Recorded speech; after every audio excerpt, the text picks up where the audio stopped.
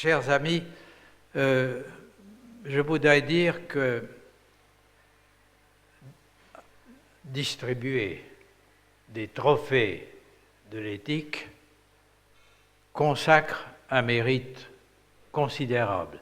Et d'ailleurs, je dois dire que même ceux qui ne sont pas consacrés, mais qui ont été candidats à ce concours, sont aussi très méritants parce que affronter les problèmes de l'éthique, de ce qu'on appelle l'éthique aujourd'hui, exige beaucoup de courage, parce que la tâche est extrêmement difficile. Elle est difficile parce que l'éthique et sa difficulté ne fait pas que se substituer à la morale et à sa difficulté. Une difficulté aurait remplacé l'autre difficulté. Cette autre difficulté était déjà grande. Je ne parle pas ici ni de la pratique de la morale, ni de la pratique de l'éthique, de la vertu, etc., qui concerne chacun, mais de la morale, comme je vais parler en quelques mots de l'éthique, en tant que c'est l'objet d'un discours, ou d'un écrit, ou d'un dossier, c'est-à-dire en tant qu'il s'agit d'activités intellectuelles d'abord, qui visent, c'était le cas de la morale, à fonder ou à déterminer des principes de l'action humaine. Et dans le cas de la morale, cette tâche était relativement facile d'un point de vue moral. Je ne dis pas que c'était facile intellectuellement, mais ça ne posait pas tellement de problèmes d'ordre moral. Pourquoi ? Parce que, ou bien j'inventais comme un fondateur de morale, ou bien j'adoptais ce qui avait été proposé par un fondateur de morale, c'est-à-dire des principes universels. Mais cette universalité de l'agir, dont je prétendais parler, concernait précisément des principes, c'est-à-dire quelque chose qui restait à l'intérieur de moi et qui ne s'extériorisait pas comme une universalité réelle, existante, d'un agir collectif. Et par ailleurs, dans cette intériorité, je n'avais affaire qu'à moi. Je décidais, et je décidais, moi, mon agir, bien sûr, en prenant souci des autres, mais je ne prétendais pas décider pour eux.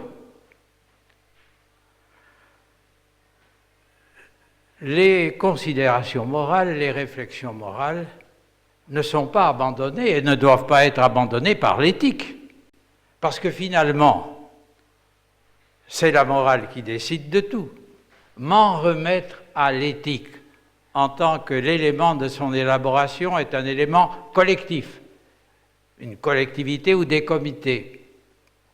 M'en remettre à l'éthique, cela dépend de la conception morale générale que j'ai de l'existence, et je peux considérer que c'est une affaire purement personnelle et que je n'ai pas à laisser à d'autres la responsabilité, une responsabilité qui me revient à moi seulement. Or, si cette morale doit être conservée, et j'y reviendrai à la fin, elle doit l'être dans une concrétisation d'elle-même qu'on appelle l'éthique. Ça ne veut pas dire que la morale, dans sa fondation et dans sa détermination, s'en tenait à des considérations très générales. Kant, qui définissait la morale comme la pratique au sens de cette fondation et détermination des principes universels, considérait qu'il va y avoir une pragmatique morale, qu'il fallait se pencher sur des cas singuliers. Il y avait une casuistique morale. Mais l'objet, l'universalité idéale et le sujet, chacun restaient les mêmes. Or, cette morale dont je viens de rappeler rapidement les caractères essentiels, doit maintenant prendre en compte ce qui a suscité l'institution, si je puis dire, puisqu'il y a des comités institués, de l'éthique. Qu'est-ce qui a suscité cette constitution de réunions éthiques, de comités éthiques? C'est l'accroissement extraordinaire des pouvoirs des hommes sur eux-mêmes et d'abord sur leur vie. Et leur vie au sens biologique, et je constate que des travaux, parmi ceux qui vont être couronnés, plusieurs travaux concernent les problèmes de la vie et de la santé, de la maladie et de son traitement.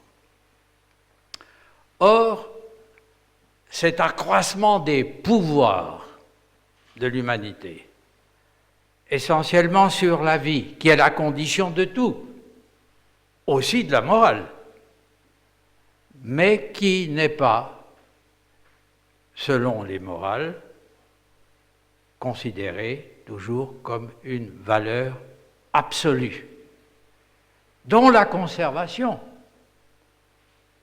dont la défense, chez moi ou chez d'autres, ne va donc pas nécessairement de soi. Cet accroissement des pouvoirs des hommes, d'abord sur leur vie, sur leur existence, cet accroissement a fait que l'objet et le sujet de la réflexion pratique ont changé.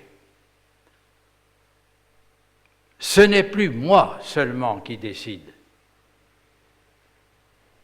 mais toujours en même temps les autres, les membres de la collectivité à laquelle j'appartiens.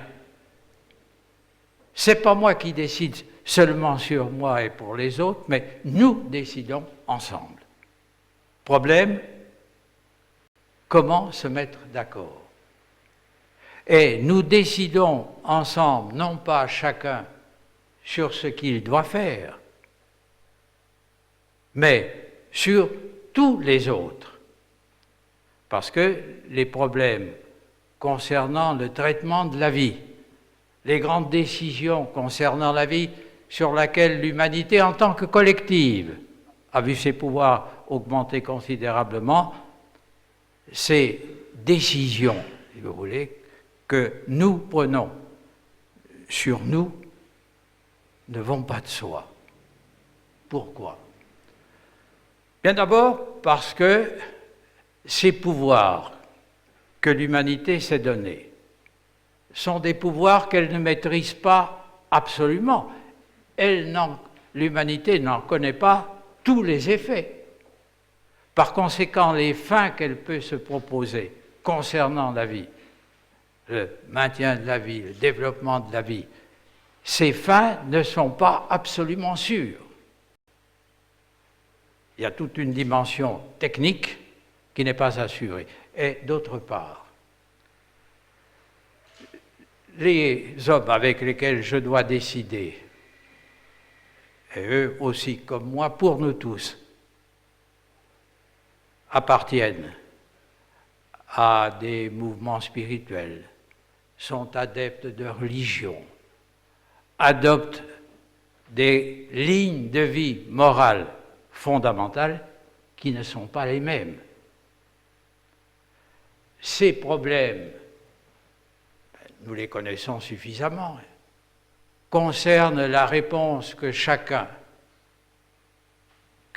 membre d'une religion, etc., ou d'un mouvement spirituel, les réponses qu'il donne en ce qui concerne d'abord les problèmes du début, je pense aux problèmes de l'embryon, de la personnalité de l'embryon, les problèmes du début et de la fin de l'existence, c'est-à-dire les problèmes fondamentaux de l'alpha et de l'oméga de l'existence humaine.